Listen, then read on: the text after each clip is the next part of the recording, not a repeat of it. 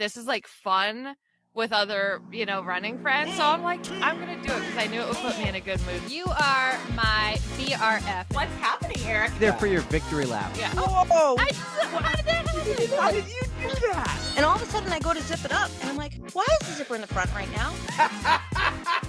0 out of 10 on the recommendation scale. I am literally crying from laughter and from so much love. Oh my God. It's like icing off for your cornhole. And he just smashed Arnie like that and said, you stay out of this, Arnie. And But I don't run to stay sober. I get to run because I am. And there she was, a halo over her head. No, it's not very true. Okay. And he steps to the side and just gestures. Here's the tinkle pot. I don't need to tinkle. What's up, everybody?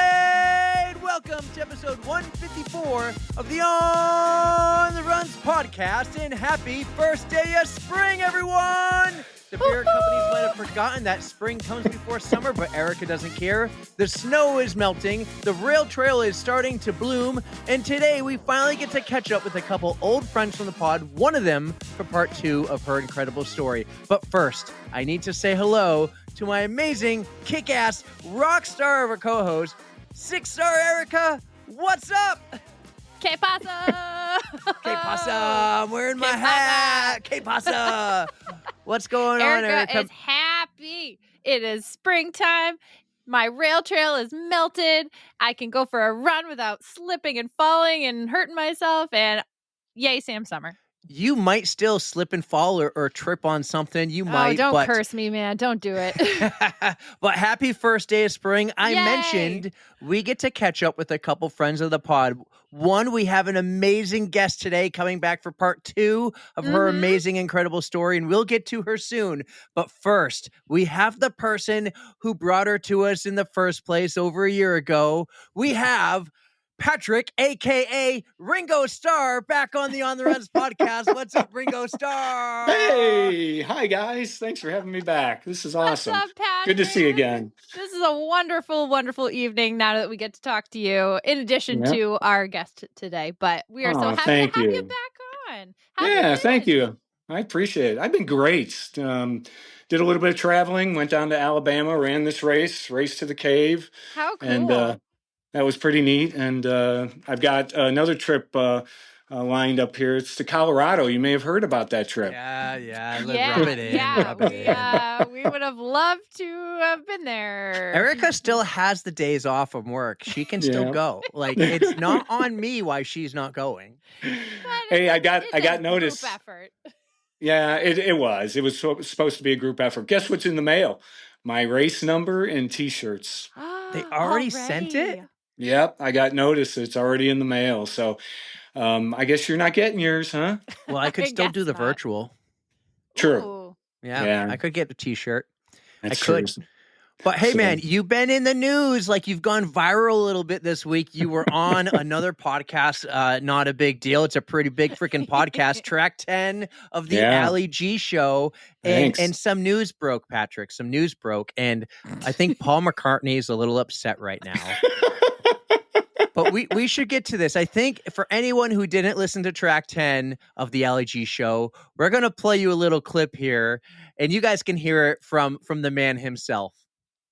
I remember one time we were given promo material for the Beatles, and they were nice little black and white pictures. And so I thought it'd be kind of cute to maybe sign a few of them and put them in the shipping material. Well, no, bad idea. Oh my God. I can't believe, I thank God my mom worked there because I probably shouldn't have the job anymore. Oh my God. Wait, did anybody actually get those? Did any stores get them? Yeah, they called the sales department. The sales department said, who the hell's signing the Beatles pictures? Patrick, I was rolling on the floor laughing. I cannot believe that. But that is Did you hear me? Did you hear me say before it, Erika, that I don't know if Erika's going to think of me the same way? Yeah. I did catch that, but oh my God. I will let it slide because I think it's hilarious. Thank you. That takes some balls, Patrick. So, well, like I said, that was an 18-year-old male stupid mind. That you were an adult. You could have gone to jail. I was actually probably younger. Yeah, Okay. You know why I know I was younger? Because Kathy listened to that and even said, "You never told me that story." So that means it was probably pre 15 years old, which is when Kathy and I got before you met together. her. Yeah. Patrick just keeps dropping bombs on the pod. He told us the code brown that no one ever knew. He shared that story. His high school sweetheart didn't even know it. Yeah, exactly. We've done. That was an Allie G show exclusive right there. That was great. That was a great job of putting that together. So I love that reel. So no, thank you. I had a lot of fun with that. I've gotten a lot of compliments about it and comments about it myself. So no, that was fun. I had the best job as a kid. I really did. Nobody can beat that. So we had a lot of fun. Well, I really enjoyed that episode. I will tell you this, though, Patrick. I saw the show notes, and I see what you guys talked about and what you forgot. I think there's a few stories in there you forgot to mention, and I was really hoping to hear some of them about the Beatles. Since you are an honorary member of the Beatles, I think right. Yeah. I would like to hear this story. Yeah, there's one story that I had ready for Allie, and so this is kind of dedicated to Allie because it should have been on her show, but I'm glad to share it here. So it's not necessarily funny, but it's pretty cool in a way. So it goes all the way back to my great-grandfather who came here from Germany with a name like Lieber, and he landed here in the late 1800s, worked a job in the paper mill for like 40 years, retired at 69, got bored, went back to work for 24 more years as a security guard, and retired from his second job at 93. Here's the cool part of the story, though. At 93 years old, he won a radio contest. Who's participating in contests at 93 years old anyways? He won a radio contest, and he had to name 3 Beatles songs, which he was a follower. And so he named 3 Beatles songs. And then they asked him, "How did you know about the Beatles in the first place? You're 93 years old." And he said, "I like that jumpy stuff like the Beatles."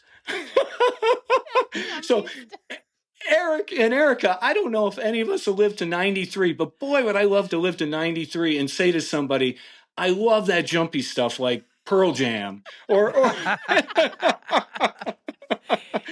or anybody, any of your favorite bands.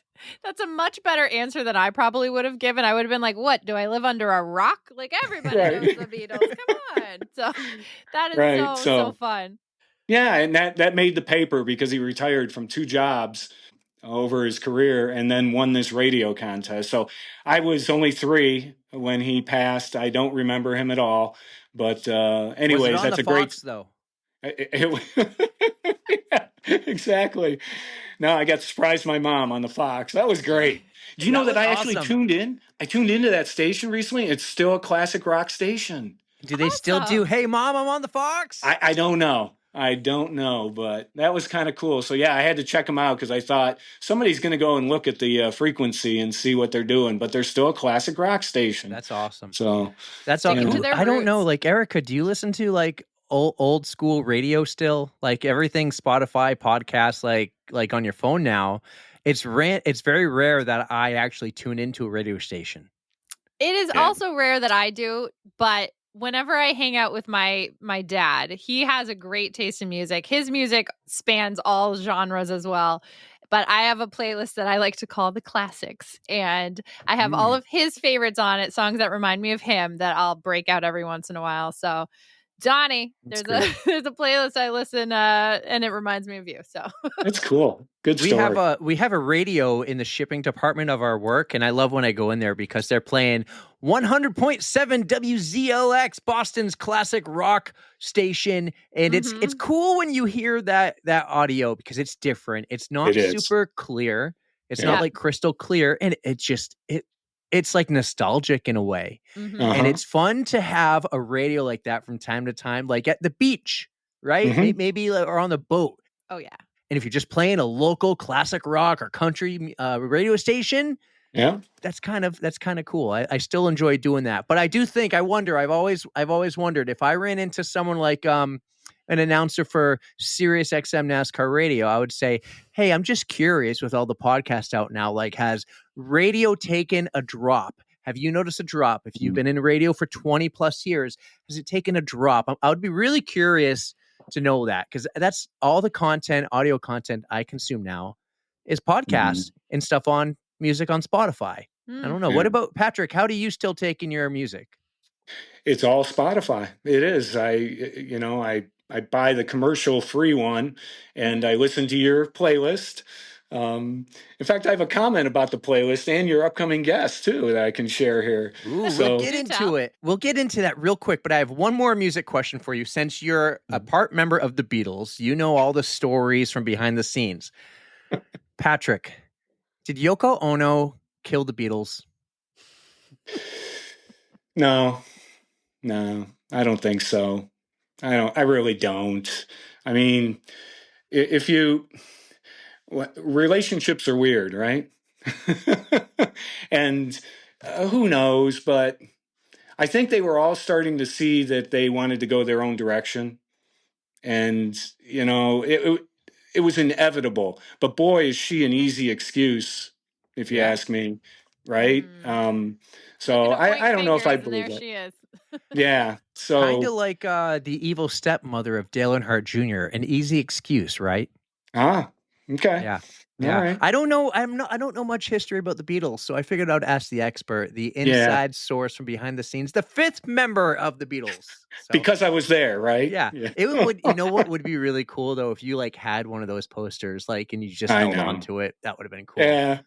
But you weren't smart enough then at 12 years old, Patrick. True. You were That's just very true. You're a young lad, but you did tease our guest today because she is awesome, and you are actually the one who introduced us to her a few years ago now. That was great. No, hopefully you guys agree. Isn't she a great guest, first of all? Well, we brought her back for part 2. That's great. Yep. And you know what? You brought her back for part 2 because of the reason that I respect her so much. But you know what the key is about Pam? She gets it. She gets it. Whatever you want to define as it. She is a great person, a great human being. She loves donating. She loves spreading the word about her accomplishments and overcoming a big challenge. So if you had to put everything into one phrase, I would say about Pam is that she gets it. And so I'm so happy you guys are bringing her back. I really am. You absolutely nailed that, Patrick. Pam is probably one of the most genuinely nice people that I've only met once. We've met in person once, and that was while she was running the Boston Marathon. So Pam is just so kind and genuine, and it was about time we had her back. We only got half of her story that first time. We didn't even really touch upon the running, so we had to get back into it and hear about all of her wonderful stories. So here she is. We got Pam back. That's right. And if you remember that moment at mile 19 of the Boston Marathon, when she saw us and turned around and came back, what'd she do, Erika? She gave us both at the same time a big hug and a kiss on the cheeks. Absolutely the sweetest human. So, and we got to meet her friend Caleb at the time too. So it was a 2-for-1 special. And it was just wonderful that she took time out of the Boston Marathon to come say hello to us. She's amazing, guys. So enjoy finally part 2 of the Pam Rickard story on the On the Runs podcast, and we'll see you on the other side. Our next guest on the pod is someone who has run in 82 marathons and many ultramarathons, including a 7-day adventure across China's Gobi Desert and a 100K trek through the Alps from Italy to France. Last time she was on the pod, she shared her story about battling alcohol addiction, going to jail, being called Barbie, and then her journey to the New York City Marathon, where her husband was told at the bus, sir, this is where you stay. However, we didn't get to talk about running at all and how it played a big role in her life and her recovery. We didn't get to hear those amazing running stories. And also, she's the director of active engagement for the Herren Project. We can't wait to hear the rest of the story. Pam Rickard, welcome back to the On the Runs podcast. What's up, Pam? I am grateful to be here. Thank you so much. Thank you for caring about anything I say. Thank you for anyone who's listening. and Pam, for hanging in there. Seriously. We That's love why you. Really, we're so really excited to have you back. We needed to hear the other half of the stories. thank you. Well, this is not some false modesty, shuck stuff. I really do feel just honored and grateful, especially because of the caliber of this particular podcast. We're number 3. We're number 3. We're number 3. But we're top 20. That sounds even better. It is. It is. It's great. But, we got to keep the momentum. And as I said last time when we would have you back, I was like, Erika, breaking news, we're going to be a weekly podcast now. And she's like, really? I'm like, yep, it's going to work. We're going to do this. One of the coolest things about this, though, is meeting people like you. And we actually met you finally at mile 19 of the Boston Marathon. And you gave me a kiss on the cheek. I think both cheeks, actually. Yeah, and it was how appropriate and just messy and beautiful is that's literally where I met your face. I'm running the Boston Marathon. It was really beautiful. So I'm thankful for that. Yeah. I think we were the lucky ones that day. We get to see you. You had the biggest smile on your face, and we just got so excited seeing you. You beelined right over to us, gave us some wonderful love. We were giving it right back. I introduced you to my friend Caleb. Yeah, that's a whole nother story because that was I think it was my second slowest marathon of 82 marathons, but it was probably, it was definitely the best or second best because I got to run it with my friend Caleb, who I had run it with 10 years prior to the day. Oh, wow. Almost. And he's the one who introduced me to Chris Herren, which is what led the work I get to do today. So that makes it even more special, Pam. I'm so happy about that. Yes. And I want to finish on with the Herren Project at the end of this, but I want to go back in time. I want to jump into DeLorean, hit 88 miles an hour, and go to 1980. Oh, Pam, who is this? Jay, is that hair? Now, see, that's why I didn't run back then, though, because there was no way that was going anywhere. That was not going in a ponytail. It was artwork. That is style. That is grace. You are looking beautiful. So this was 1980? Menor High School. Oh, my goodness. That's yes. 1980, Menor, Ohio. Yep. Well, if you got Menor, not mentor. Where's the other one? Where's the other one you got? There's another one, Pam. You ready? Oh, yes, I'm ready. Oh, one of the best friends in the world. Yes. He's someone I've really, actually, he may be my age, but I totally look up to him. And Pat and his wife, Kathy, who were high school sweethearts. I remember them at Menor High. So that is adorable. And he's looking great. Yeah. Look at that hair on him too. Wow. I kept mine, but I don't do the. Well, I think his is maybe as long as yours is now. Yes. Yeah.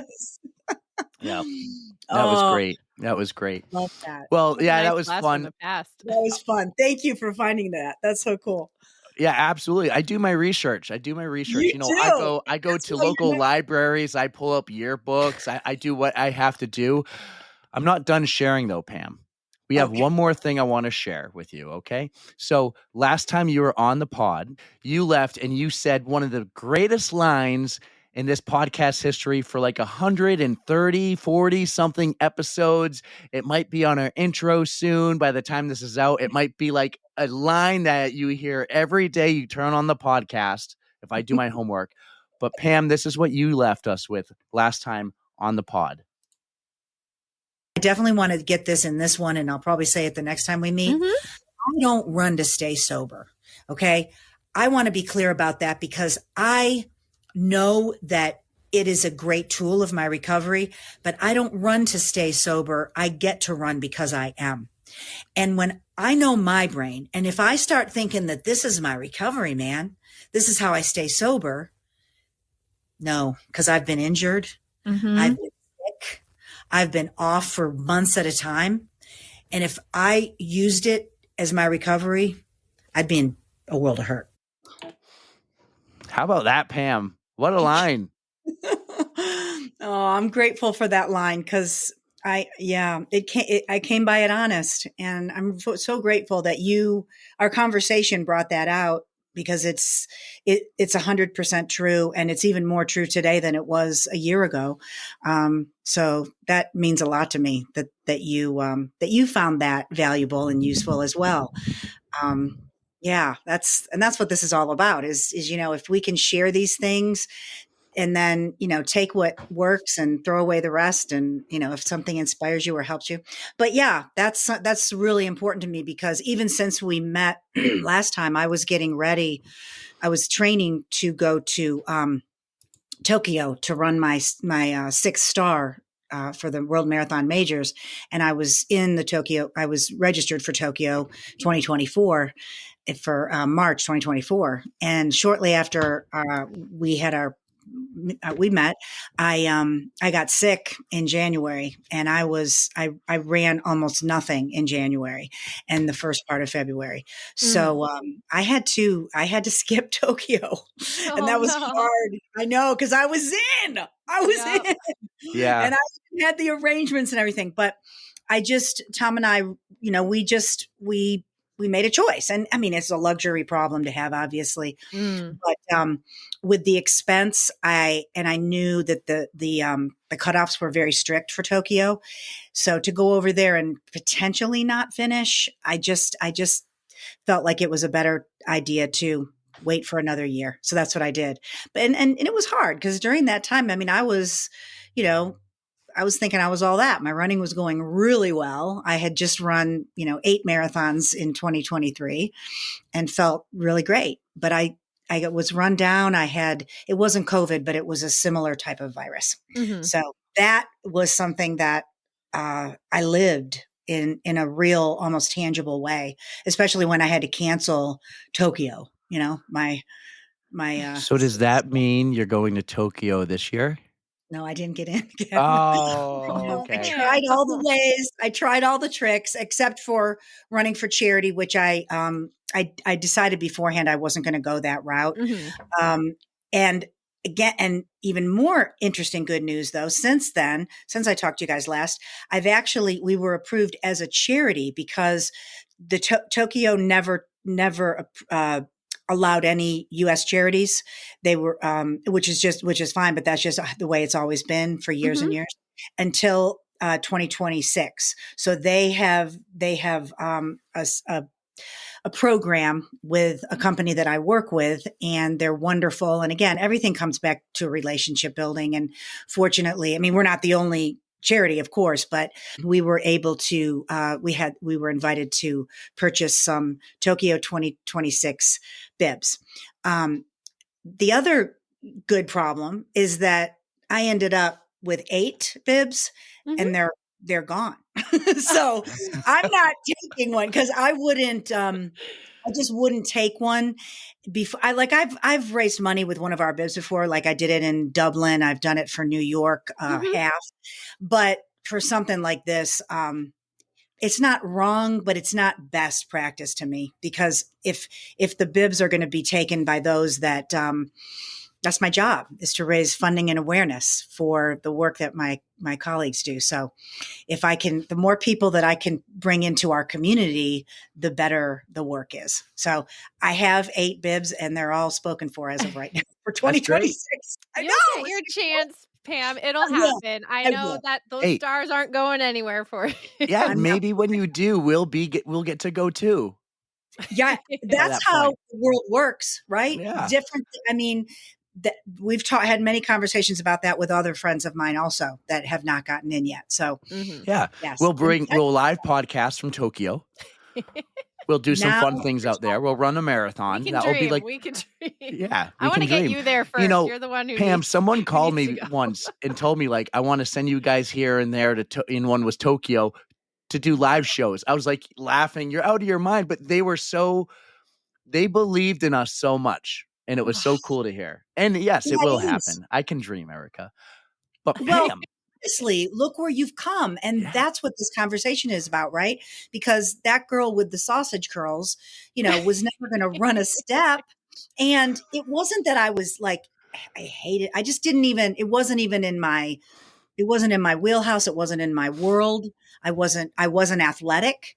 which is honestly, ironically, one of the reasons I started running is because I'm not athletic. So I started running, and my brother is, and my parents divorced when I was 8. And so when we would go out with my dad, who is also extremely athletic, 85 years old, and just a towering, sweet beast of a man. And my brother took after him with all he wasn't into spectator sports. He was one of those guys that was into, skiing and water skiing and snow skiing and everything from, snow skiing to bowling. I mean, even that I am not good at, but it's fun. So I'm an enthusiastic participant, but I'm a poor player. Oh, that's okay. Nobody's perfect at it. Anyway, and my brother was really good, and I'm like, I feel like it gave me a little bit of I had an aversion to sports because I didn't feel like I could do it. So that's not going to be my thing. And, so I ran for my first time really was when I was in college at Ohio University. Did you still have the sausage curls? Yes. Yeah.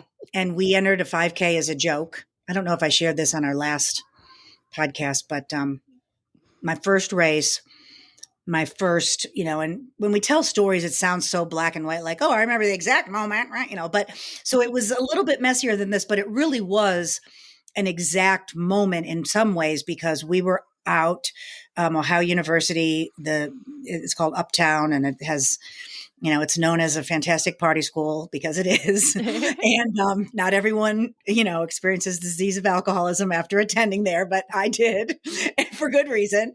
So, I was a good student, and thank God I was very high functioning throughout my alcoholism. But so we were all uptown on a weekend night, and the homecoming 5K was the next day. And, this was no like sign up ahead of time or anything, especially back then. This was in, I think, 82 or 83. And we had one of those kind of drunken jokes where, let's challenge each other. Let's run the 5K tomorrow morning. And you won't do it. I'm going to do it. That's how it happened. And so I don't remember how many of us did, but my then boyfriend, now husband, Tom, he and I both did it. And it was miserable. But see, I've always been kind of stubborn. And I think that, in some ways it helped. It kept me sicker longer because I was going to get sober my own way. So I didn't submit early enough to the fact that I couldn't do it myself. But I was also like, I felt horrible that morning. So I was like, I'm not going to not do this. I'm doing it. I'm showing up. So I did it. And, I do remember vaguely, I literally getting sick because I remember where the course was on this great bike path that I've run on since millions of times. And I got sick at one point and walked a lot of it. We were just, it was funny, but it's pathetic. So it was an adventure of a 5K, huh? Yeah, right.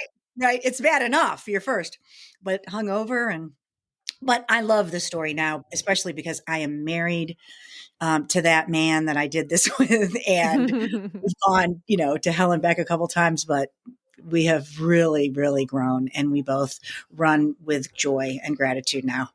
But that was my look at you now. You've got 82 marathons under your belt, even more with the ultra marathons. You must have some incredible stories to share with us. I do. And especially because, it's just been really a gift that I was that I was afforded the opportunity to experience some pretty remarkable running events and adventures. And those have all come since I got sober. I got sober when I was 43, and my first trail run and ultra was when I was 48. So the fact that this stuff came later in life, I love to share that because, first of all, it's almost never too late, and you don't have to be, the best. You don't have to, you don't have to have it all figured out. I definitely don't. And the thing I love about the sport is that it changes with me because like right now I'm 62 and a half. No, you're not. Yes, I am. And I'm like, I'm not cutting it short. I'm 62 and a half. But that high school photo is class of 1990. What are you talking about? 1980. I can't. I'm not hiding it. I'm gonna. You don't look it. You are hiding it. Thank you so much. But and like even right now, even though I've had some of these great experiences, right now, starting in a couple of days, I'm going to be, I've worked with a coach named Sandy Nypaver with Higher Running. They're located out in Colorado. Sandy is actually, and her twin sister are from Northeast Ohio, where I'm from. And we met through the running groups and different people that are up there, because even though I grew up there, I moved, to Roanoke, Virginia, right out of college in 1984. So but my husband is from the west side of Cleveland. I'm from the east side. And we met at Ohio University. So we go up there a lot and have over the past 40 years. So I know a lot of people like Pat, that are like Pat Lieber, who lives up in Northeast Ohio, that are runners that I didn't. El Presidente. That's right. I think his term is up though. I think he's he's a lame duck. But so I really, so what I did was, the reason I brought up Sandy was because I just got done working with her, because I've hired her again I don't work with a coach all the time, but when I do, it's Sandy. And my quest now is she is helping me to qualify for Boston again, because I ran Boston 15 times in a row. I've qualified, not necessarily easily, but without too much trouble. Well, I ran 7 marathons in 2024. I didn't qualify for Boston, and I even tried. So I'm like, okay. Because I have to run a 4:20, and all of a sudden I'm slower, and I don't feel different, but I'm definitely, the body is different. So I'm going to see if I can figure out how to, run a 4:20. Fortunately, because I've run Boston 10 times, I'm in the Legacy Club, so I can enter without a buffer, which is a big. Damn, I was going to ask if you wanted to hang out with us. You still have to qualify, but you don't have to worry about the sub 7 minutes or whatever it's going to take. Oh, well, that's very good to hear. It's a big gift. Yeah. So I just have to, but I need to run a 4:20. But, so that's what I'm just saying, that because I'm seeing that even though I'm slower and older, blah, blah, blah. And I'm not saying this just to be Pollyanna, but I love it, because now, I kind of get to start over a little bit. I have all of this experience, all of this wisdom, but my body's different, and I need to do some different work. That's why I'm working specifically with someone who knows me, because she knows I'm bad about speed work, and not that I'm not going to do it, but she knows what kind of speed work I will actually do and stuff like that. So I think that's fun, but yeah. And then getting sober in 2006, I had run 7 marathons before I got sober, and I had won many races. I qualified for Boston 5 times. But I didn't, but I wanted to run one more marathon, after I did get sober. So I did that. And that was going to be my goal, to just run one more marathon, the 2007 New York City Marathon. But it opened up so many opportunities, because I ended up in a book called A Race Like No Other, written by former New York Times sports writer Liz Robbins. Yes. Liz, read anything Liz writes. She's incredible. And I have to admit, I'm very biased because she's a dear friend of mine.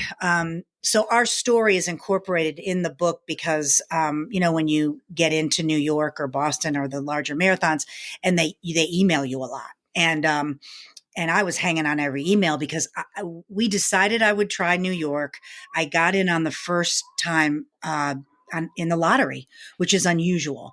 And so once I was in, and I was so excited. And of course I was a year sober, and I was just really thankful to be running again and all this. One of the emails said,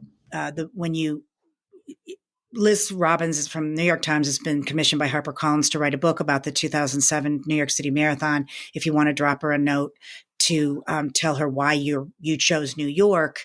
She's gathering information for her book. And I don't want to go on because I don't know if I told you guys this story last time. So I won't go on and on, but ended up, she contacted me. One thing led to another. And I just shared a couple of paragraphs of why I chose New York and the fact that I had experienced what I had in my addiction and recovery, being in early recovery. And she ended up, our family ended up one of three regular runners, middle pack type runners that were in this book, because the book covers everything from the volunteers to the history it's really a fun book. And I don't say that because we're in it, but she did it in 26.2 chapters. And even though it's dated, it's still really relevant because it's about the spirit of a marathon. Particularly New York, and and why care, why people should care, even people that don't run, which is what I loved about it. So she wove our stories, the three of us, throughout the book, and that's how that did lead to a lot more, because I ended up getting a couple folks once we decided we would be in the book, our family, because I had two teenagers and a 4-year-old, and I obviously this wasn't the Pam show. It was something very painful, even though it was very wonderful and we were healing. So once we decided to do it, we decided I wouldn't be anonymous anymore. And so that's why I'm not anonymous. And then the newspaper, the Roanoke Times, did a story on us, and more people reached out. And the beauty of it was a lot of people reached out that were afraid to reach out about their own problem, which of course still happens all the time. And I'm thankful that it does happen. I, would love to work myself out of a job, but other than that, I want people to feel comfortable about reaching out, and I want to break the damn stigma, especially for women. But then I got connected to people, and one thing led to another. And I was able to run some pretty great adventures while raising money to help others find treatment or help families find help to heal. And yeah, I through Racing the Planet, I ran across the Gobi Desert, part of the Gobi Desert, in 7 days in 6 stages. It was a marathon a day, and the long day was a 50-mile. And I love talking about it because I really did do this. And I laugh a little bit though, because it's like, okay, it seems unlikely, but I did. And I was very fortunate to be healthy. And that's another reason why I love this sport too, because I really believe in all of the aspects of it. It's fun. I love to, brag about what I've done and celebrate it, but it really is such a beautiful way to build community and friendships. And it's relatively easy and relatively cheap, and, it's accessible. And that's what I love about the sport. And it's about moving forward and not about winning things. But the truth is, when you run 83 marathons and 50 some ultras and all these other things, you get to talk to a lot of people. So I love that part of it. I love, it's not about me, but it's about relationships. So that Gobi Desert was probably, and that was a big thing for me too, because the running was almost the easiest part, but it was putting together the kit that had to be, they were strict. Was this a self-supported race? Did you have to carry everything? Oh, yes. wow. Yes. But it seemed luxurious at the time though, because they provided tents and water, and that was it. And a medical staff. So each day the whole system moved 26 miles away or whatever. Wow. And then you ran. Yeah. So that's why I was 50 when I did it. And I was just amazed, each day, because if you need an IV, you're out. Or if you don't make it, there's all these different things that can take you out. And you can either pay to fly home or you can stay and volunteer. And people usually stay and volunteer, especially for the Gobi Desert. Yeah, so it only afford for me to go. So I went by myself. I think at that point I had never been out of the country other than Canada. So oh my gosh. I had to take 3 flights to 4. I had to go to DC, to Beijing, to Urumqi, to Kashgar. And each flight But it was. And I just kind of was like, okay, just figuring it out. Now, the truth is, again, this is a luxury thing. Okay. I'm going to run. I'm not going to save lives or, work helping. I mean, I did raise money, fortunately, but I was going for my own amusement and gratification. So I don't ever want to let that truth not be stated. But to do that and help people at the same time, that felt really, really good. That's an excellent experience. And it gave me a lot of confidence, especially at 50 years old, kind of still newly sober. It helped me to have confidence to know that I could do things. And then that led to doing the 100K through the Alps, which was another remarkable experience, which we started in Courmayeur, Italy, and went through Switzerland and ended up in Chamonix, France. That's amazing. Yeah, Italy, Switzerland, France, through the Alps. Wow. And I am not an elite athlete, but I figured out how to do that. And I finished. I had 10 minutes to spare. They gave you 26 hours to do 100K, which sounds like a long time, but you're in the Alps. The vert. I can just imagine. Let alone, you're out there and the weather, it was everything you can imagine under the sun. Wow. And you're carrying everything. So, I did it in 25:50. Wow, you did it. I did it. Amazing. Were there checkpoints along the way where they would tell you, because Erika did her first ultras about a year ago, and she at some points was trying to do runner's math, and she's like, I won't do it. I won't do it. Was that going through your head? Because the worst. I do it to this day. I do it on training runs even sometimes. I'm like, okay, I've done it. Anyway, no, I really do get that. And yes, there were serious checkpoints where, of course, you can't keep going if you don't get to certain checkpoints by a certain time. So yeah, you do your own math to whether you can even finish, but I don't even, during a race like that, I'm only worrying, it truly is checkpoint to checkpoint, aid station to aid station, as we say in ultras, because that really does help. And it also, I think, helps us enjoy it more too, because we can be in the moment. Isn't it hard to be in the moment, even though that's why we do it, is to be there? We're like rushing around to finish this damn thing, but we paid, So at least I want to stop and take the pictures and it breaks it down into chapters. So it's kind of, it is just like a little piece at a time. So it's a little more manageable and you don't freak out quite as badly. I found that out the hard way, but oh, wow. One of the last questions we always ask is what's next? And I really, Pam, I think you have to do the Great World Race one day. You mean the 7 and 7? Yes. We've been obsessed with that lately. Yes, Pam. No idea. I'm obsessed. Let's have a hug. I'm obsessed. Let's do it. I want to do that so bad. Okay, we need a sugar daddy or a sponsor. Accepting applications. Let us know. You could send all three of us on this race. Well, I want to send Pam. I'm never giving up on this. I'm never giving up. I would love to do that. I know one person who'll probably give you $5,000. So we got $5,000 for you. Okay. Well, we go. Right. My friend Jay Parent says he's in for 1,000 to give me. Jay, could you please give it to Pam instead of me?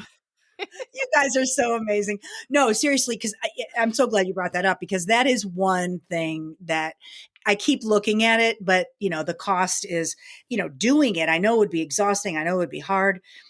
Honestly, not that I'm some badass, but that does not deter me at all. I would love to try that. I really, really would. And I'm confident, but not cocky. But I am confident that I can do. Because I think we talked about this a little last time too. My other mantra is there is I don't know. It sounds corny to call it a mantra, but for lack of a better word, there's what's the word? A thin line, but a big difference between pain and discomfort for me, especially. And I think, I kind of tell my kids this too, because the reason I say it's a fine line and a big difference, because it's hard. You really have to have discernment to know which it is. Is it pain or is it just discomfort? And I have thrown in the towel before because of discomfort. There's no doubt in my mind that I have. But I don't like to do that. My goal is to push through that discomfort but not push through pain, because for me, and this isn't true for everybody, but for me, especially at this age, pain leads to injury and potentially getting out of the game.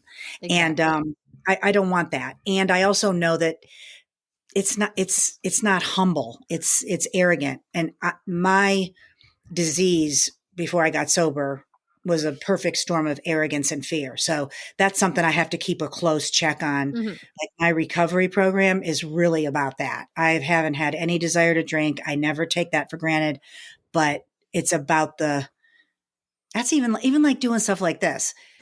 I love attention. I love stuff. I love succeeding. I love exceeding expectations. But the bad side of that is, ego, arrogance, and I guard against that sometimes, by talking about it, which is kind of what I'm doing now. But anyway, well, I never get those vibes from you, Pam. You are just you are a humble person, because you are doing this for yourself, for a greater good. You're doing it to raise funds for things and just to continue to be the great person you are. So I don't get any of those egotistical vibes from you whatsoever. That means a lot coming from you. That means a lot to me. Absolutely. I mean, you were so sweet, Pam.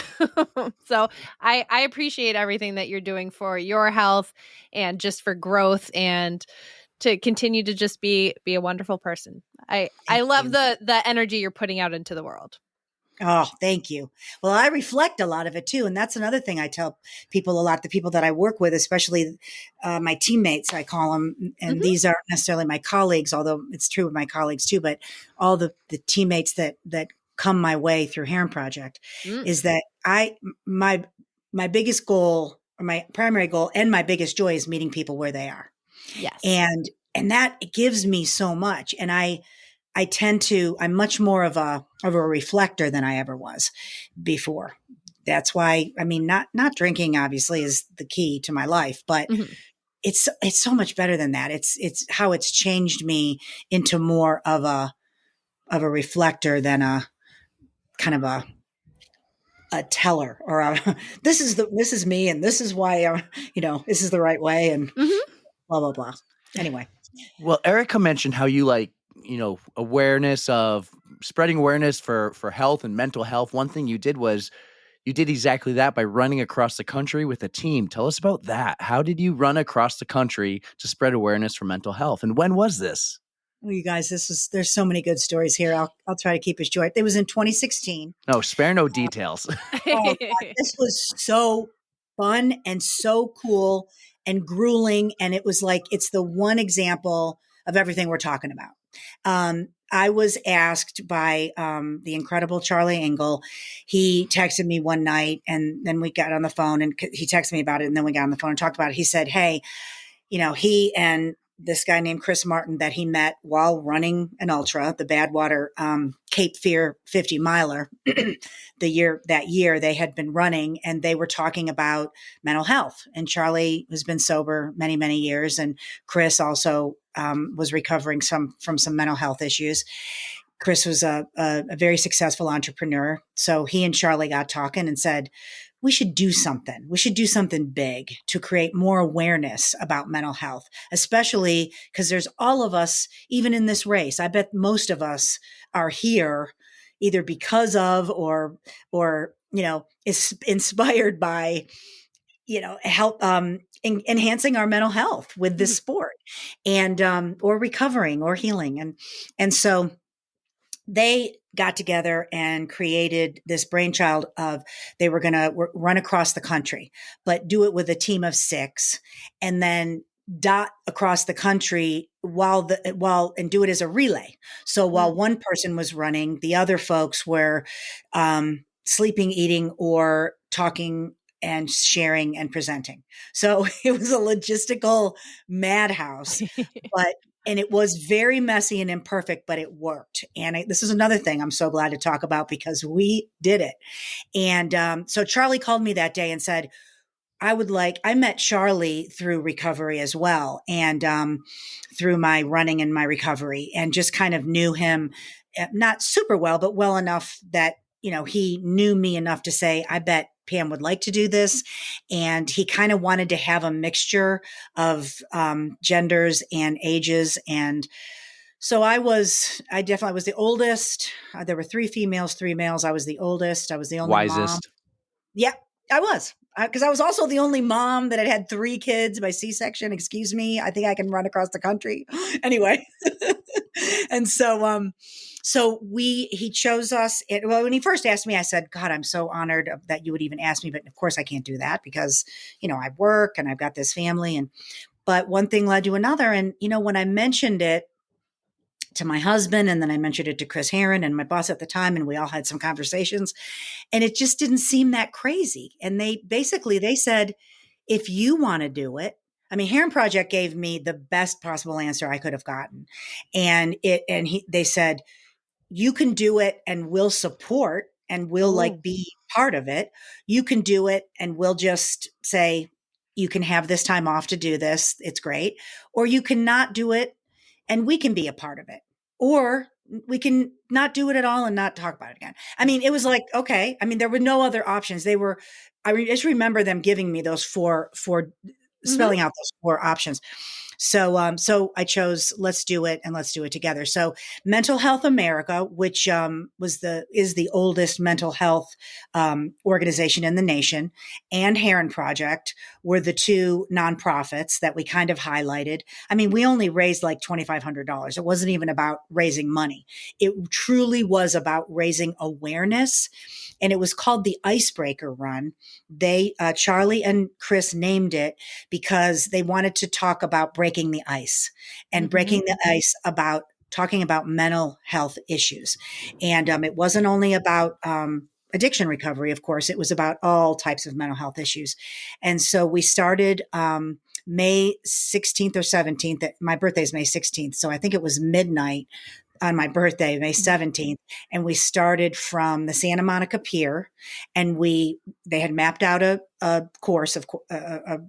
And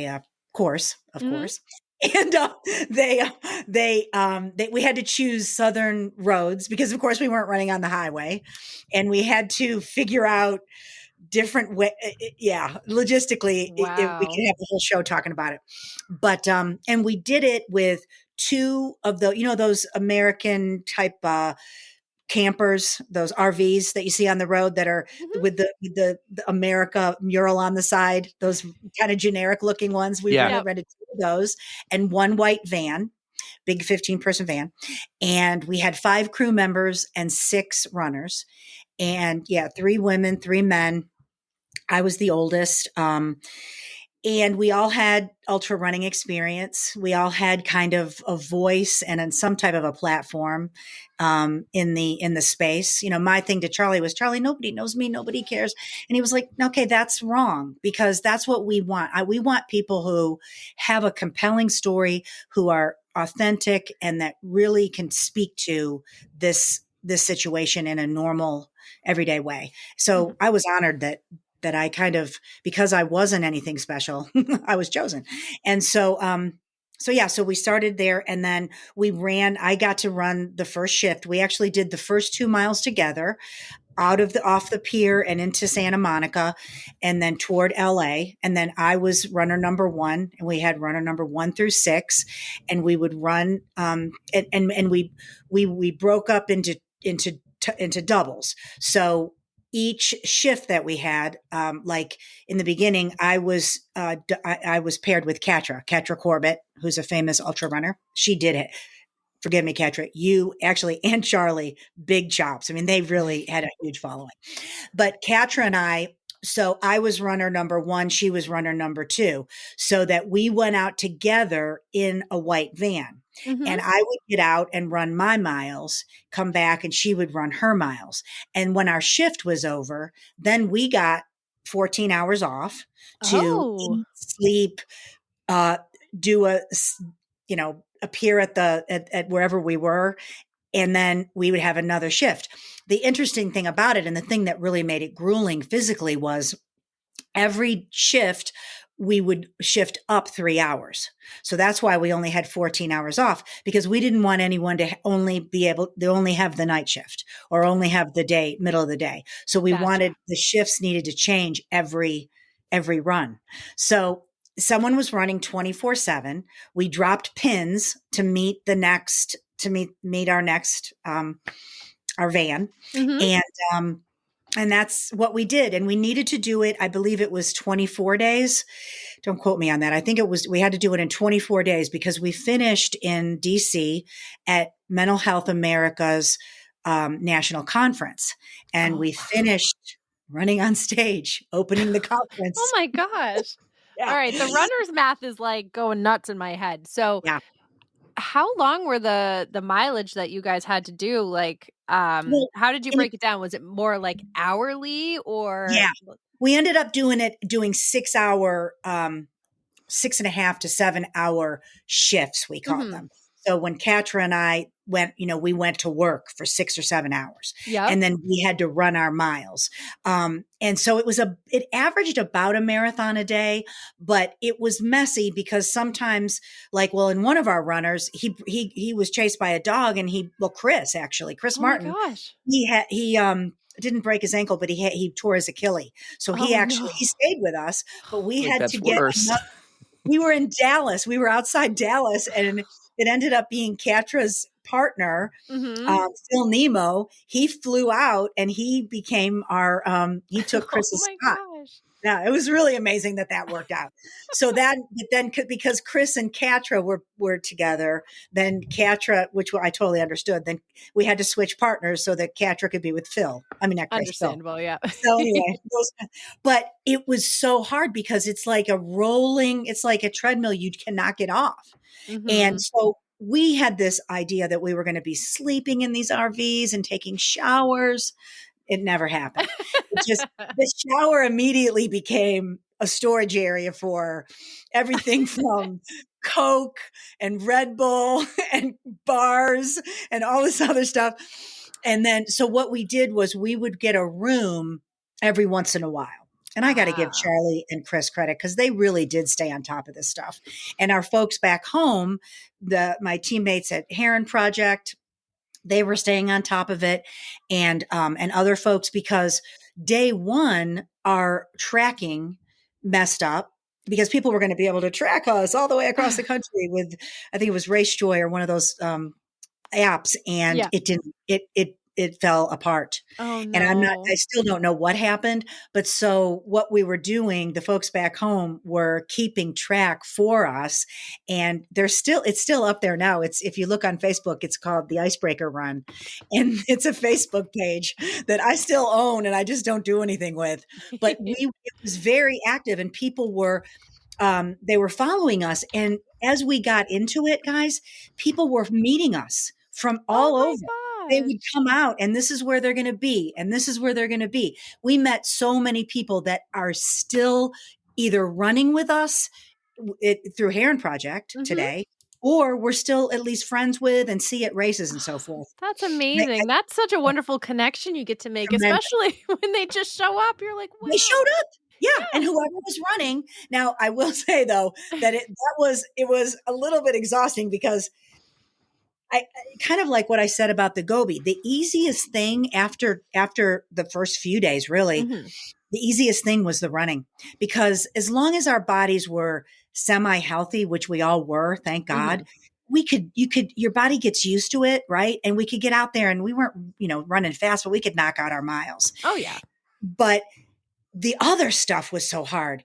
Falling asleep when you have to, figuring out what to eat when. I mean, we're living on bars because we didn't want to cook. We had all this food and these cookers and stuff. And, and we bought food out a lot. Washing clothes, finding ways, because you gotta, you can't run in the same thing and you gotta wash this crap. Because we did it and it was pretty hot because it was in May through June. So, and we were in the southern part of the country. Yeah. We went to YMCAs, treatment centers, schools, Salvation Armies, VFW centers. We went to this incredible VFW center on Memorial Day. It was in Texas somewhere. I can't remember where, but I was on the shift that got to go visit these guys, and man, I mean, they treated us like we were like, superstars or something. These guys it was so sweet. And because we asked them a million questions. We wanted to know what they were dealing with. So we ended up finishing, and it was a very sweet. Oh, and then a couple of, I don't want to see you guys, I'm doing it again, but one fun story was my oldest daughter, Abby, who I have to give a shout out to because she's given me my grandson, Liam. Oh, Liam James Southall. He is the gift of God. I've seen some pictures of him from your Facebook. He's the cutest little thing. I said I wouldn't be one of those, Nina. He calls me Nina. I wouldn't be one of those, but it's getting worse. And now she's pregnant. Okay. Pregnant with Miles. Good name, right? Yeah, good name. Congratulations. I said she should have named Liam Spike, but nope, she said no. Anyway, Liam is perfect. Miles is perfect. Yes, it's actually William James, and they call him Liam. I love it. But so she is my biggest cheerleader, but also the one that makes the most fun of me for many reasons, but especially with my running. And so, but the cool thing is that she and David, they didn't have any kids at the time.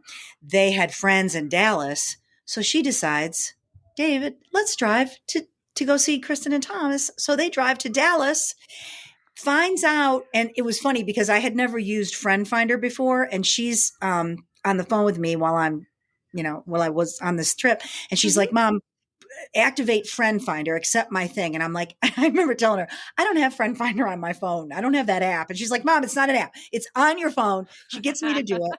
So now I understand why. I didn't realize, but so that she could see exactly where I was. So she and David drive to Dallas. They're at their friend's house. She finds us. I'm running down this kind of deserted country road outside of Dallas. And my shift ended at 6. I'm just running along. And all of a sudden, up ahead, I see this woman standing next to this mailbox.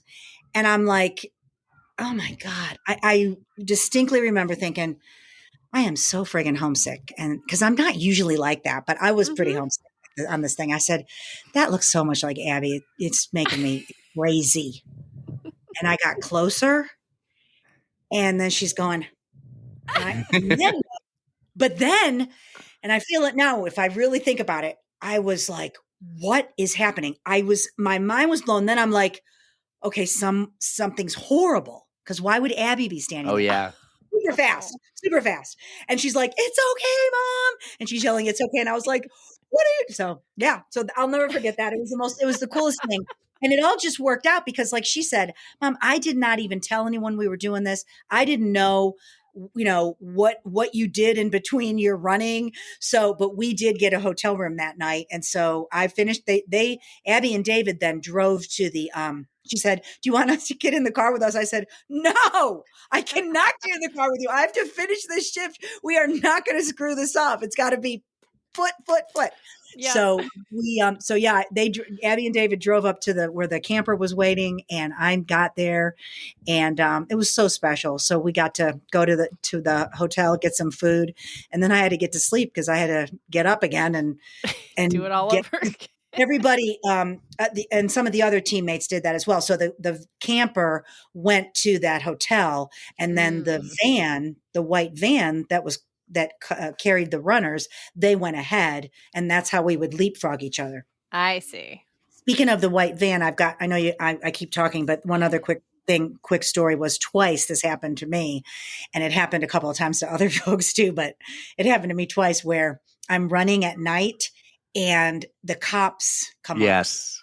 The one time was totally it was like textbook. It was like a movie. These cops roll up, they've got the lights on. They're, ma'am, are you okay? What's going on? And I'm like, yes. Am I in trouble? I have had all the lights and the vest and everything on, and they were like, but we've had a call that someone saw you running from a white van, and the other officers are back with the van. Literally. Oh, I'm no. no, we're good. We ended up having a blast with there were 2 troopers, and it was in Arizona. And but it was really scary for a minute, but they said, yeah, that because there were homes down. We were in a road that was up above, and there were some homes right along the road. Mhm. And that you could see out the windows of the back windows of these homes. And somebody saw me get out of the van and run. And so they Oh, called. Pam. It happened one other time to me as well. It wasn't that dramatic, but I was pulled over as I was running. That's funny. Oh, We saw man. right there.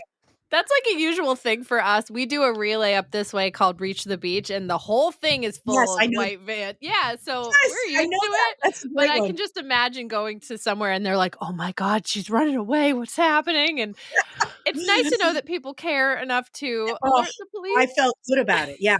And we did, just to say too, we had big magnets. We had Good. magnets and Icebreaker Run magnets, so that most of the You'll time. need to put a penguin on top like Erika's team.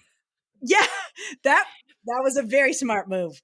Who knows what they'll think seeing a penguin driving down the road? I don't know. But I'm glad it all worked out. What an incredible experience. I got one question about the experience, actually. So when you and your partner are running your shift for about 6.5, 7 hours, how did you split that up? Would you do a couple miles, then she would? Or did you do like 3 hours, then she did 3? Great question. And we alternated that. Each team alternated and decided how they want to do it. We started with the one of us run a chunk or, a marathon or so, and then the next one. And then we realized it was much easier to break it up. So we did at least an hour. Nobody was running under a half hour. We did at least an hour to 90 minutes, and then the next person. And then that's how we did it. So we would make sure that we broke it up. Now, I did get sick one day. I had a middle of the night shift. I thought I had the flu or something. I couldn't keep anything down, and I just was throwing up in bushes, and it was 2 a.m. And I wanted to at least keep going, but again, cooler heads prevailed, and or more wiser heads prevailed. And so 2 of the crew split up my shift the next day, and I just slept. And then I felt great. So it was scary though, because it is one of those things, just like what happened to Chris's ankle. I mean, if you get sick, there was a good chance there was so many variables. There was a good chance we weren't going to pull it off. Yeah. And especially because we knew we could do it, but we needed to do it precisely the way we planned so that we could end at the conference. I will say, when we got to Richmond and we had 100 miles to go, we all got in the van together, and we did 2 miles at a time. So that was a lot of fun, because that way we were all together. Because that's the other thing. None of us we were never all together. Right. It was just actions, because we were always all over the place. But we were all together for the last 100 miles. And that was a heck of a lot of fun, because that's so cool. What an amazing experience. And so it wasn't like a race with other teams, like how Reach the Beach would be, or a Ragnar race, Erika. It was just the 6 of you. Yeah. It's the 6 of us and the 5 crew who we couldn't have done without that. So yeah, absolutely. I think the only thing missing was like a documentary, a film crew. Or was there one? We have a lot of photos. There is a small documentary, and I've got to find it, to be honest with you. I don't want to sound like I don't care, but I did see it, and it was really cool. There were 2 brothers that were doing they were part of the crew, and they were doing photographs as well as a documentary. And I just got to find it. I can't remember where it is. One other cool thing that I did. We'll find it, and we'll put it in the show notes. Find it. Icebreaker, find it. And another thing that was cool was CNN met us when we were in Atlanta. We ran right through Atlanta. We didn't run through very many big cities, but we did run through Dallas, and we ran through Atlanta and Richmond. But Atlanta, of course, where CNN is, they sent out a team, and we sat with them for a while, and we all were together for that period, because they brought us each into the trailer and spoke into the camper, and did a small interview with both of us, took photos of all of us, not both of us individually. Mhm. And then they did a piece on CNN, which was incredible because that was our goal, trying to get people to be talking about it. And so that's what we were able to do. That's awesome. Such a cool story. See, I'm so glad we brought you back for these stories. Thank you so much. We needed That the was a juicy good one. stuff, yeah. And we still got 79 more marathons to go. So,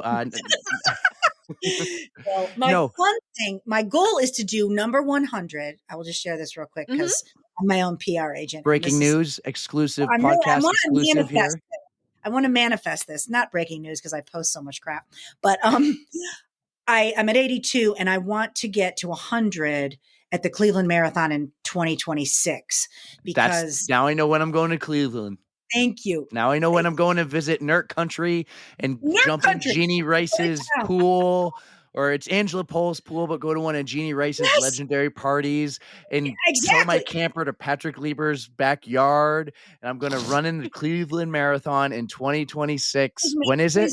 Please don't joke. Please make that happen. That would be absolutely perfect. And they have a 5, 10, half, and full. So something for everyone. It's May 16th, 2026, because it's my 65th birthday on that day.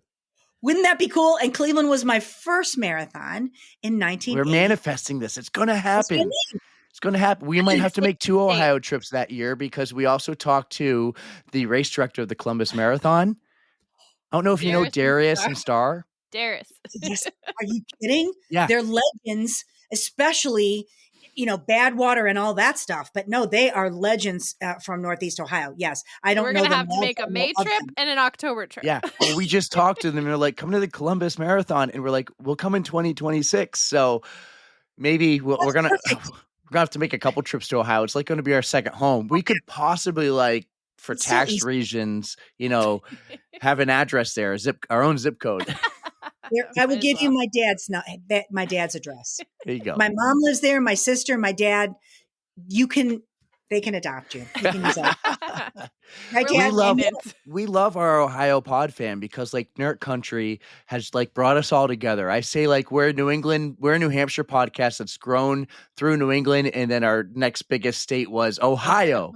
I love that so much, and that's how I met you through Patrick. Yeah, that's right. Yeah, that's right. And in Columbus, I'll just share real quick. I did Columbus. It was my second marathon in 1989. And it was just my 82nd. So that was the last marathon I ran. And I got to Tom ran the half, and we got to be with Patrick in the Children's Hospital tent.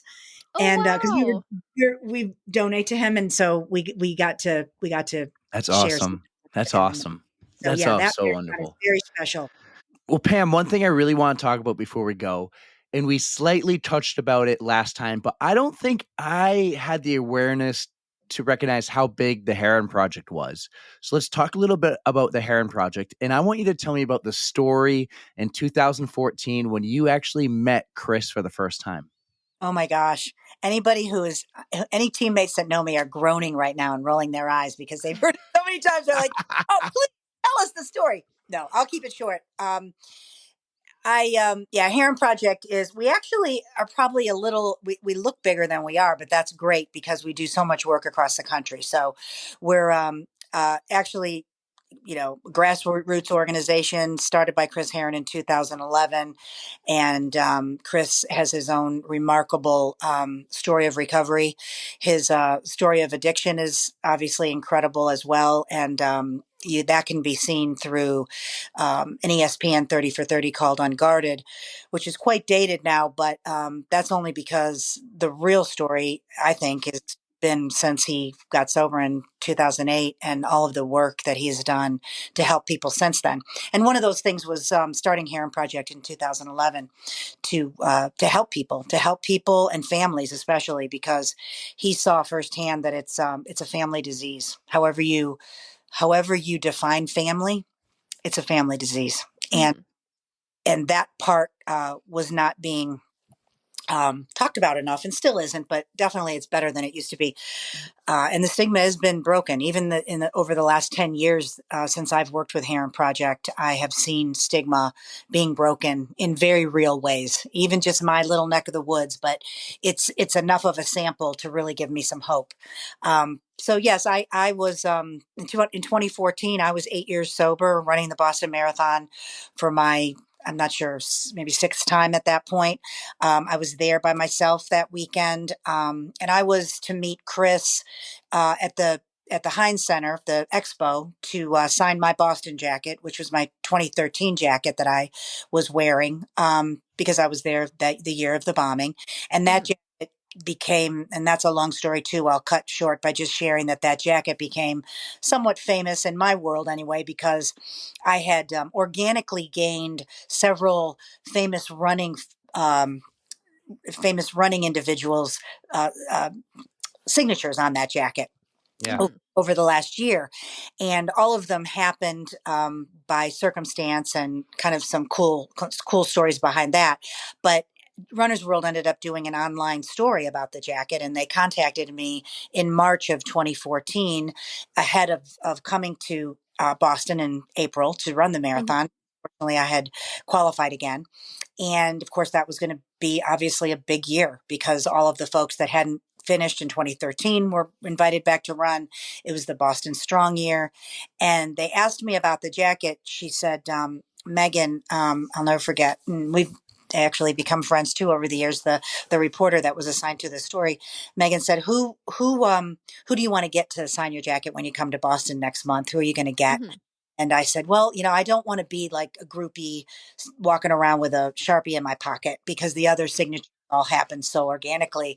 But my husband and my family and I had just watched 30 for 30. I was late to that party, and I wasn't even aware of Chris Herren, nor his 30 for 30, but a mutual friend of ours, Caleb Daniloff, turned me onto it and said, you'll love this story as well, because he was in recovery, as Caleb was as well. And so I watched it, and then I ended up buying the book, Basketball Junkie, which Chris wrote as well, I believe in 2010. And I was very interested in him. And I was, of course, Googling him and learning all I could about him, and saw that, he was offered a bib to run Boston that year.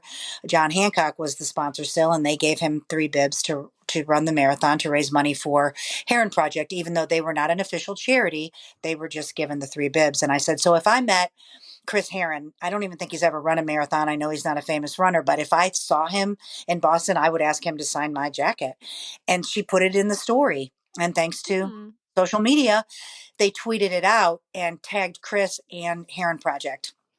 And because Chris is the kind of person he is, he saw it and he tweeted back to me saying, I'd be honored to sign your jacket. And so I screamed in the living room, and now it seems a little silly, but I was really excited, and I was like, Tom, Chris Herren tweeted me. And my husband, basketball fan, jokingly said, okay, I'm finally impressed with your running. So yeah, finally, that's what it took. Okay. So we did it, and that was going to be a one and done experience. Signed my jacket. I brought my book. I even had a DVD of 30 for 30. Oh. It was really a great experience. And, because we're both in recovery, it's not, any magic wand or anything, but you automatically have a connection. And it's like, there's not really any pretense. It's not like, oh, I'm such a great person, or aren't you a great person? It's like, well, we both know where we've been and where we are now. And damn it, aren't we grateful? And now we get to run the Boston Marathon. So there was a real good connection there in that vein. And then the next day I ended up seeing him again in Hopkinton, and we had pictures before the sign and all that. And one thing led to another, but and I didn't run with him, and I wasn't going to probably ever speak to him again, but said, have a great race and all that. But after Boston, people were contacting Herren Project pretty regularly, from what I understand, to run with Chris or run with, because the news, he had news coverage covering his 6-hour Boston Marathon, the incredible athlete that he is, disrespecting our sport. No, I'm teasing. He loved it too. He You got it done. That's all that matters. In an interview with Runner's World, he said, running is my sport's punishment, because he's such a phenomenal we hear basketball that a lot, huh? right? And he still is an incredible athlete. But so because of that, people were contacting them, and I made a good connection with them and shared email addresses and so forth, especially because I loved what they were doing. I was working with another organization at the time that was trying to help people with running as well. And so they emailed me and I emailed back and they said, do you want to help us maybe vet some of these emails? Because they didn't want to turn people away, but they said, quote, we don't have a running program and we don't want one, because they knew they didn't know. They saw it as maybe trying to have 5Ks every weekend or do something. And I understood their desire to, not take on too much and not take on something that was not in their wheelhouse. So I didn't know a heck of really anything about charity running, because I was a selfish runner, not running for charity.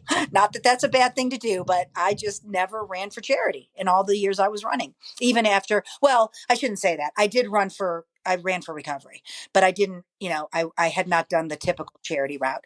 So we're the same, Pam. We're the same. Good. Thank you. I feel better. So I helped them just looking at some emails. One thing led to another. And I said, you guys do have something here. There's more to do. I said, I can't do any more in terms of my bandwidth and my time every week. And they said, well, could we hire you as a consultant? And so I did that. And I worked as a consultant for just really a few weeks, a couple months, maybe at the most. And then, because good things grow. Yep. That's where that came from. And they said, and I met them at the New York City Marathon that year in 2014, had some more conversations. And I said, you really should hire someone to take this on as an initiative. And honestly, not thinking it would be me, because I knew I was still in Virginia and wasn't going to be moving anywhere. But I was actually short-sighted myself, because I didn't even realize until I started doing it, the power of social media, the power of what we're doing right now, of technology. It doesn't do everything, but if you can build relationships the right way, it can be a beautiful tool. We can use technology to build relationships and help more people. And that's what long story short, long story longer, that's what they said. We want you to do it. I said, okay, maybe in 6 months. That turned into the next couple of days. So I took a chance. And yeah, since then we've raised over $6 million simply with the peer-to-peer. I handle just the peer-to-peer development fundraising for Herren Project. There's other development that Herren Project does, but mine is all about, and that's why my title is Director of Active Engagement and not Director of Runs or anything like that, because unashamedly, it's mostly with running, because it's such a powerful sport and a powerful way to raise money. But it's all about, supporting each other. And I love the fact that it creates so much more awareness, not only for Herren Project, but for healing and community and helping others, because these teammates that I work with, they're doing the work and they're asking and talking about this to their people. And I never really worry about the fundraising, because it always comes when we're doing the next right thing and when the right people, not everybody should raise money for Herren Project. God knows there's many other wonderful organizations, but if it fits and it works for you, then I work for you. Because I always tell my teammates that I don't work for my executive director or Chris Herren or our board even. I mean, technically I do, but I work for the teammates that trust me to do this work with. So, and it's more successful than I could have ever imagined. And it continues to be. I don't know how long I will do this or I pass the baton to someone else. But my biggest goal is to be a good steward of it, so that it can be passed on in whatever way the leadership deems fit. But my Boston team, they're 97% toward the team goal today. Okay. Yes. Money. But what's behind that? Behind that are these stories and the desire and the healing and the people that trust them to donate to us. I've never had a team do that. Now they're not better than any other team, but it is fun. It's fun to feed. So, especially when you get to do it this way and help so many It people. looks fun because like I see you're on news stations, TV clips, you Google Pam Rickard running and you find all these YouTube clips. You were in Boston, I think a month before Boston because Maurice was like, he was getting plastered all over the city We loved seeing those. That for was the so Herren awesome. Project, and you were there helping promote it. Like you do so much cool stuff. What is next? Will you be, you said are you a lock for the Boston Marathon even though you didn't qualify? Are you running this year? Oh, no, I'm not running, but it'll be the first year since I've been with Herren Project that I'm not running with the team. So I get to I'm going to be all over the course. Like I wasn't run New York either this year because it was I've run New York 13 times, but I didn't get in. So I wasn't going to take one of our bibs. So I just ran around that day and I was by myself. So I just found as many people as I possibly could. So that was a lot of fun. So I will do that in Boston. We have a major event the day before, a big gathering at the W Hotel that isn't just, it's not a dinner, it's a gathering, it's a celebration. Of course, we have food and all that, but Chris comes and staff and family and friends. So it's a really big celebration for the Boston team, as well as any of our teammates that come. I also have a BAA 5K team. So Tom and I will run the 5K this year, and several teammates will run the 5K. And, it's a goal of $500. And so, we have a lot of fun. We're not an official of the BAA 5K, but we compile a team and we pay for the registrations for the teammates. And that's on Saturday. So there's a lot going on that weekend. Well, last year I wasn't able to make the weekend festivities. My plan is to do it this year. I will be there for 1, maybe 2, maybe 3 days. We will be at mile 19 at the marathon on Marathon Monday. Exactly the same spot you saw us last year. Okay, well, I'll come there. That's our cheer section. Okay. Come hang out. Erika's going to have a cooler, whatever you want, snacks, drinks, water, Let soda, me know. whatever you want, she'll have. Oh, that's a great place for me because I want to be where our teammates are going to, I'll see people there. I love that. I love that because I always like to be around 18 as well because that's where the November Project folks are. And so 18 and 19, that's a perfect place to be. I love that. It's going to be awesome. We're gonna meet more this year. We're gonna get to sit down and talk in person. This is gonna be a great year, Pam. You're gonna hear more from me later, but this is gonna be a great year. Thank you so much for doing this. I do have one final question. Last year I asked you for a code brown commandment, and this year I changed my question up. Okay, so this year, every guest in 2025, which means you have to come back next year to be part of next year's question. Every guest from 2025 is invited to our huge imaginary, but maybe one day real, On the Runs pasta dinner. And you get to bring a +1. They can be anyone from the running world, legends, or maybe like a famous person you love, alive or dead. Who are you bringing as your +1 to our pasta dinner with all the other 2025 guests? Oh, man. Yeah, because most people think right away, well, I'll bring my husband or my wife. And they're like, well, no, I could bring anyone. All right. Yeah, this is easy then. Because, the answer would be Tom. The first answer would be Tom. But low-hanging fruit answer. Because he's my person. Besides being my husband, blah, blah, blah. But I'm going to go with my dad. Ooh. That's one of the reasons why I want to do Cleveland as my 100th as well, because he's from Cleveland. He's Mr. Cleveland. He lives 3 different places now throughout the year, but they're in Cleveland. He and my stepmom are in Cleveland in May. He was at my first in 1988.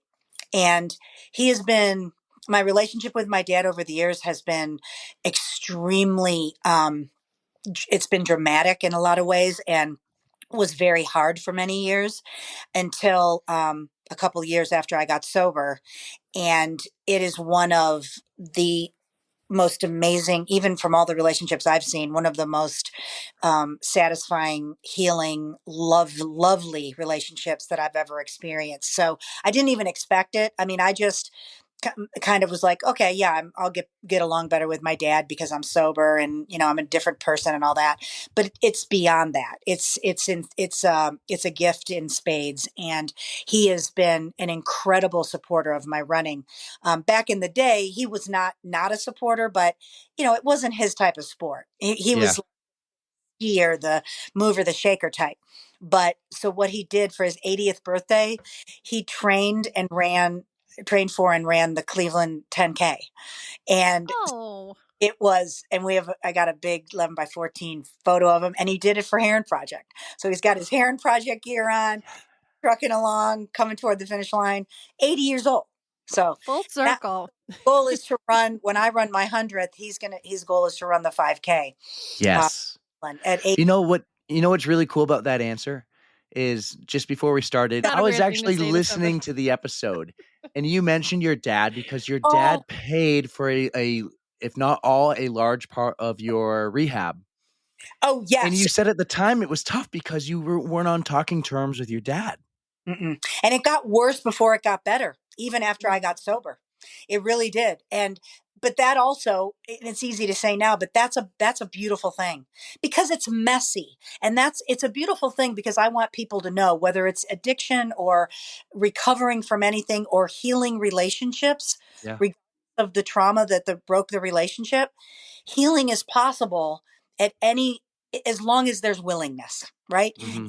There's willingness, and it's messy, and it's not a straight line, and you're going to be disappointed, and there's going to be setbacks, but it can still become it can become something beyond what you even intended it to be in the first place. So thank you for bringing that up. So Great answer. I can't wait to meet your dad at our pasta dinner, even though it's imaginary. He talks more than I do. That's where I get it. Yes. We love you. We got to bring you back for more. Oh, I love you guys so much. Listen, Thank you. Pam, we're going to make it happen this year at Boston. We'll figure it out. We'll meet you for one of the days and you come to mile 19 and hang out. Even if it's just for a little bit, we have a fun time. You know it because you saw it last year. We both have megaphones now, so be prepared. Bring your earplugs. I love that. That to me is one of the best accessories you could have. So, it is. Yeah. It is. All right. Well, it's awesome. Guys, I hope you really enjoyed part 2 of having Pam back on the pod to finish her story and actually talk about running this time. And man, we had some cool ones about China and the running through the Alps and running across the country. That was awesome. I wasn't expecting that. So this was awesome. Pam, you're the best. I can't wait to meet you again. Erika, you got anything to say? Just that we love you so much. And we thank you for just being so open and honest with us as always. So you're more than welcome. We're going to need a part 3. We always need a part 3. So much you're love welcome back anytime. Big respect. We'll do part 3 in person at the Cleveland Marathon. There we go. It's done. That's it. Verbal commitment right here, buddy. All right. Awesome. Guys, Pam Rickard on the On the Runs podcast. That was wicked awesome. Pam, you are the most wonderful person. We were so grateful that you came back and shared all those stories with us. You are welcome to share any story you have with us. We would love to have you back more and more because you are just, I can't sing your praises enough. Yeah, come back for part 3. We're going to see you in a couple weeks at the Boston Marathon. We have Boston Weeks coming up. She works for the Herren Project. They're amazing. So we'll talk to her more. I don't think that's the last you've ever heard of Pam. It's definitely not the last you've heard of our NERC friends and family in Hawaii. You're out in Hawaii? No, out in Ohio. Patrick, real quick. Yeah. Pam lives in Virginia still, but she's a member of NERC. I found this out last year. She's still in the NERC family, correct? Correct. Yep. That's wonderful. Yeah, we're grateful to have somebody from the Virginia area to still be an active member. And boy, I got to tell you guys a funny story about Pam here real quickly. So it actually affects you guys. So I'm listening to your playlist on Spotify. Okay. And all of a sudden, My Town from Michael Stanley Band comes on. And I completely forget who put that on there. I'm like, How did that song get on there? Because that is a Cleveland band. And I'm blanking. I'm not even remembering that Pam came on. So I'm glad you're putting her on here a second time, and I got to hear her again because I forgot about her. You know, Patrick, you've given us some amazing guests. Like we had Darius and Star from the Columbus Marathon, a few others, but I think Pam was the first you sent to us. So if I got all the dots right, we found Angela. Angela suggested you, or maybe you just found us because of Angela, but then you brought us Pam. What was it about the podcast and Pam that made you think like she needs to go on your show? I see your business model as having regular, good people on the show. I really do. You know, I mean, I know you've had. That's what we strive for. You know what? You've had a lot of popular people, a lot of people that get a lot of likes, you know, and our social media experts. But I love your business model, and I knew she'd be perfect for you guys because we all have the right sense of humor. I can tell our sense of humor is the same. So she's a great person, and she deserved to be on the show a second and a third time coming up, hopefully. Well, you knocked it out of the park, Patrick. You really did. So I love this pod fam. I love what we're doing. It's a lot of fun. Thank you for hooking us up with her. Absolutely. Like, besties for life. I can't wait to really see her. Hopefully that Saturday of the Boston Marathon, we'll get to see Pam and anyone else from the Ohio Nurk family. Like I always kind of say, like, I feel like Ohio is our second pod fam home outside of New England. It's like you got New England and our New England pod fam, and then it's Ohio. We go right over Pennsylvania and New York, straight to Ohio, pretty much the Cleveland area, and maybe the song "Cleveland Rocks" has to jump in the playlist because there we go. There we go. I'd appreciate that. Let's do it. We need to make the trip to Ohio. We keep saying like Boulder, and this. We need to do the Columbus Marathon. I actually think we are talking about that for 26. But then Cleveland, and we need to go to one of these pool parties at Angela's house and just like have a good time. We need to figure this out. Like we just need time. Right. Yeah. We need time. Maybe some sponsors to send us out there. That might be coming soon. But hey, thank you. Or partners, as we'll call them. But hey, we got a couple things to talk about. And I also want to go back in time, Erika, to your last appearance on the recap. And Patrick, I'm sure you heard about this, but Erika has the chance to crew support not only for our friend Mike Seaman, but apparently Susie Chan. And I think she's stupid for not like pulling the trigger on this yet at the Javelina 100. Why haven't you pulled the trigger? Because somebody needs to get me more vacation days. That's what. Well, you need to talk to your boss. That's between you and your employer. I know, right? But yeah, so Mike Seaman and Susie Chan are going to be running the Javelina 100 this year, or as I like to call it, the Javelina 100, because that's amazing. But yeah, so they're going to be running, and they need some crew support. So Tara and I are actually kind of like twiddling our fingers and saying, can we make this work? I would absolutely love to be their support team. Let's talk about this. Okay. The race is on a weekend, correct?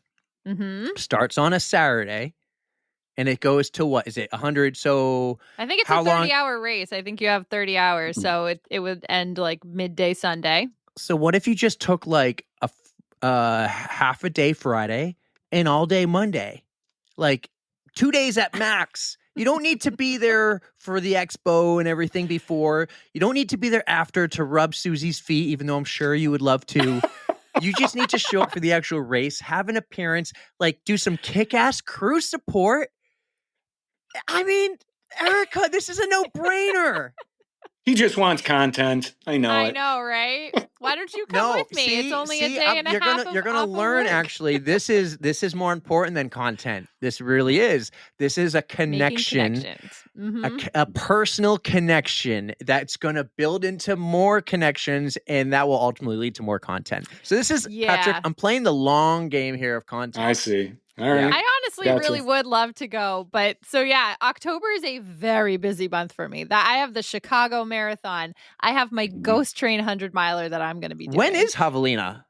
It's the weekend after Ghost Train. So I'm already taking a bunch of days off. And I'll be post 100 Could he defer one of them? No, dude. I want to. Well, actually, you've done Chicago 5 times. Defer it. Maybe we should get Susie and Mike to do it next year because I want to run it next year. Wait a minute, Erika. When's your annual review at work? When's your annual review? It's in May. Woo! Could Ask for more PTO. Instead of saying I need a raise, Yes. just say, can I get an extra 5 days of PTO? That's where I was talked about going. this the other day. Like, she's been there 16 years In and this she's finally got 3 weeks in this economy. I'll just have you chip into the Patreon account and send me on my way. Deal. Oh, shit. Deal. Oh no. I wasn't Uh-oh. expecting you to say yes. Be careful. I'm playing the long game here. Like, this is, I'm not honestly, saying the this whole would be thing, but so I'm saying cool. a portion. A portion. So it is like, that is one of my dream races to do.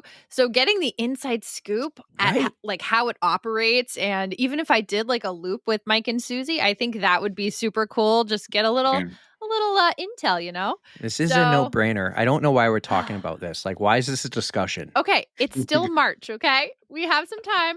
I might be able to swing this. Just give me a little time to work out logistics. What are the actual dates of it?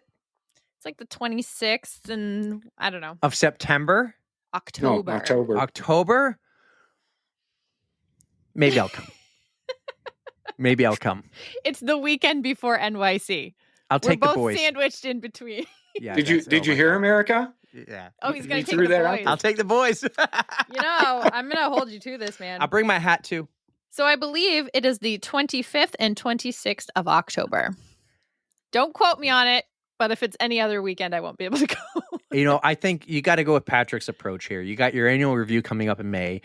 You know, That's throw a actually flown curveball through here. my Don't mind say, hey, before. boss, can I get more money? Hey, boss, I need more PTO.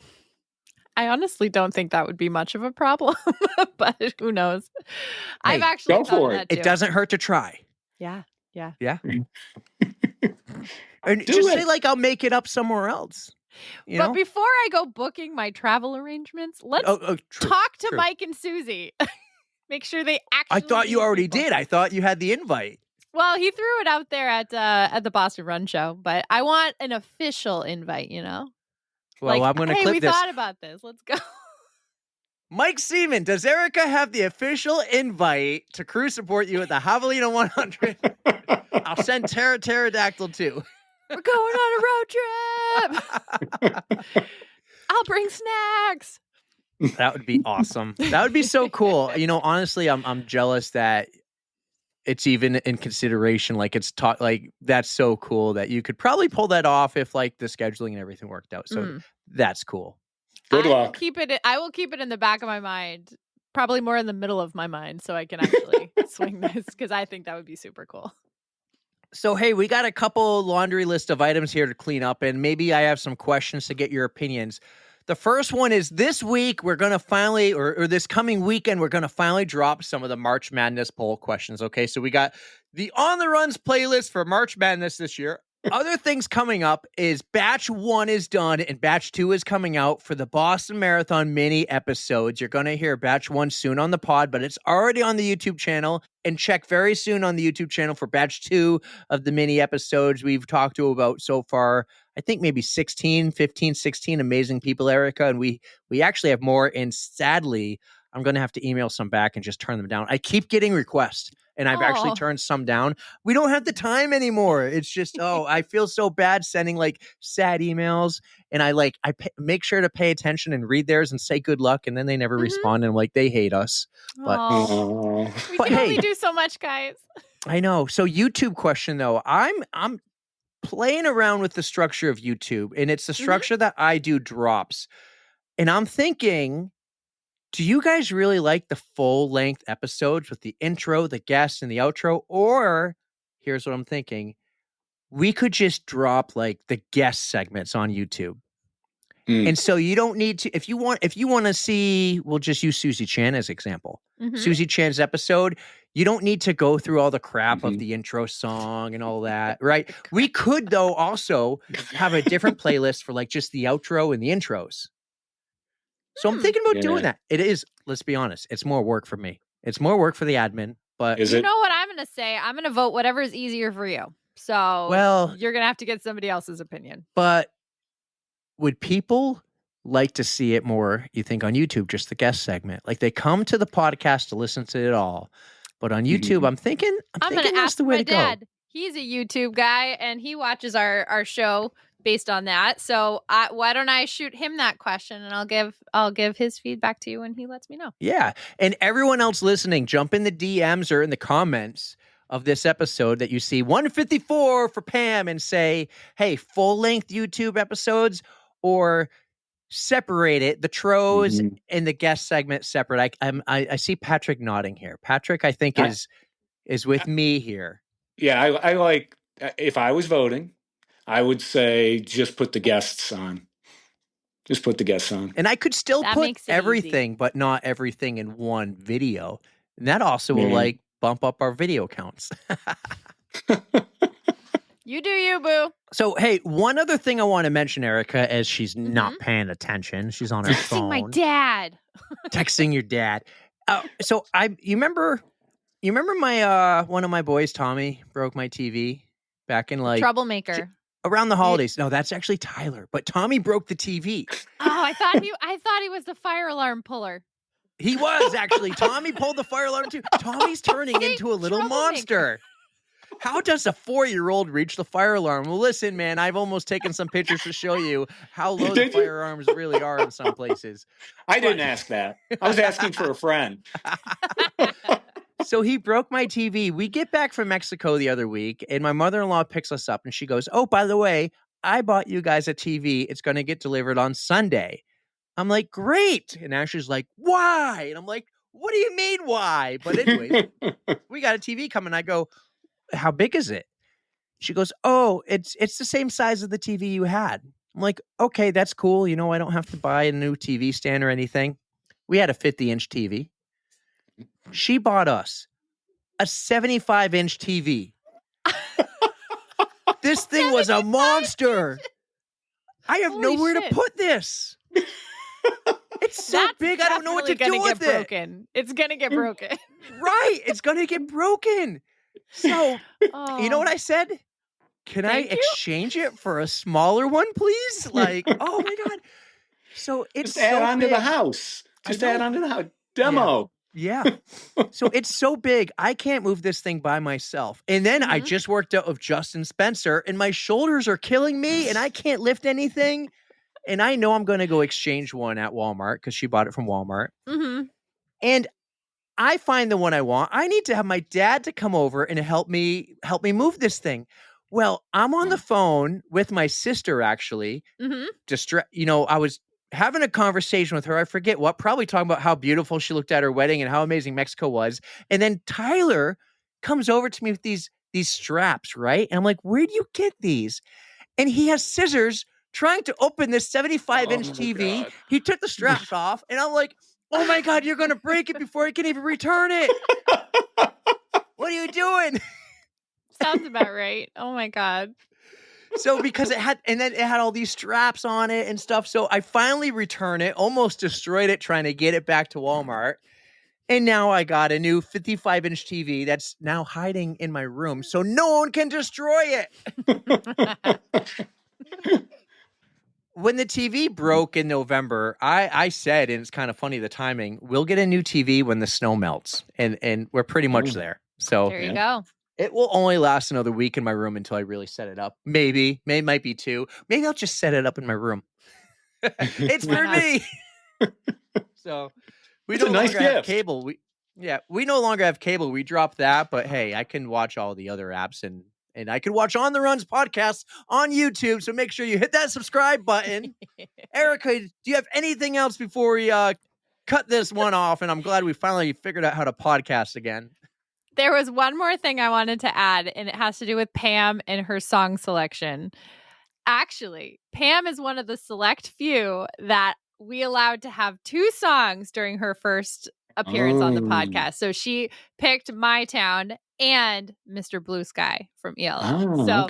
She picked a couple of great songs, and Eric wasn't mad at her for picking 2. Yeah, why not, Eric? Huh? Because Pam is awesome. Special privilege. That's why we'll get multiple songs. So hey, Patrick. By the way, Patrick, who are you taking to our pasta dinner? Oh, that's a great question. I'm glad you asked me. You ready? Yeah. I've been thinking about it. So you heard me talk about my mom. with Ali G. Oh, yeah. Okay. But what you don't know is my mom was on the library board here. My mom was the reader, and I got that DNA bug in her. And sadly, she's gone and she passed a long time ago. But boy, would she look at this idiot teenager who signed Beatles pictures and say, I'm damn proud of you for publishing a book. I would love to take my mom and just have her know that I did that book. So that's who I would take. And she wasn't a runner, but it's running related because it's me. I'm the runner, and I just would want to go. It's perfect. And I think this question has evolved so quickly because we were first thinking runners, but it's evolved so quickly. And Susie Chan's the one who started that. And then Darius brought it another level. Who'd he pick again? Jesus, right? No, Darius. Mary Morgan. He picked right. Fidipides. That's yes. right. Yes. You got to give him more credit for that. That's a great answer, isn't it? Yeah. It was really fantastic. It was awesome. So, hey, Patrick, thanks for another great answer. Hey, Mom, I'm on the Fox. Hey, Mom, I'm on the Fox. Hey, Mom, I'm on the runs. Yeah. Patrick, thank you for being an amazing member of our PodFam and for bringing us so many amazing people. You're welcome. Guys, don't forget to like and follow, subscribe, and do all the wicked cool things and awesome. Leave a comment, share this podcast, support the brands like My Race Tats, and use that discount code on the runs 25. We got more of those to come soon. Erika, what else can they do to help support the podcast? They can join our Patreon page. They could be a friend of the pod, a lover of the pod, or be like Ron and give us whatever you want. Be unique. Yes. And Patrick, I'm going to give you a chance to have your own, sign off here. I have mine. Don't fear the code brown. Erika's is don't forget to stretch. And Patrick, what would you say? I would say, why run when you can drive and listen to On the Runs on your car stereo? Yeah! Erika, take us home! No notes, Patrick. That was perfect. Thank you guys for listening. Thank you, Patrick, for joining us tonight. You know we love you. Don't fear the code brown. And don't forget to stretch. 3, 2, 1, yeah!